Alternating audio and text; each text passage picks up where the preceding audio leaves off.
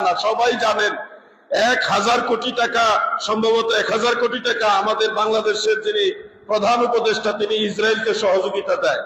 তো এখন আমাদের এটা বদনসিব, আমরা এই দেশ থেকে ইসরায়েলের বিরুদ্ধে হুঙ্কার দেই, আর আমাদের দেশের রাষ্ট্রপ্রধান 1000 কোটি টাকা ইসরায়েলকে পুরস্কার দেয়, বকশিশ দেয়। এটা আমাদের জন্য বদনসিব না? আমি বাংলার ছাত্র সমাজ, যুব সমাজ, তরুণ সমাজকে বলবো, তোমরা এক হুঙ্কারে বাংলাদেশের পরিস্থিতি, বাংলাদেশকে ভালো করার জন্য তোমরা এক হুঙ্কার দিয়ে বাংলাদেশকে পরিবর্তন করেছো। তোমরা আবার আরেক হুঙ্কার দেওয়ার জন্য প্রস্তুত হও।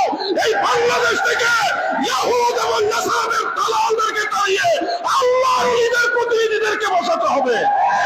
ইসরায়েলকে 100 কোটি টাকা সহায়তা দিলেন ডক্টর ইনুস। অসুতি ইনুস এ হলো বড় শয়তান।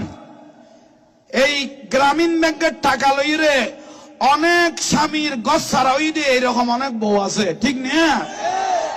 এই সুতি ইনুসকে আমি বলতেছি, আমার মনে হয় তার জন্মেরও সমস্যা আছে।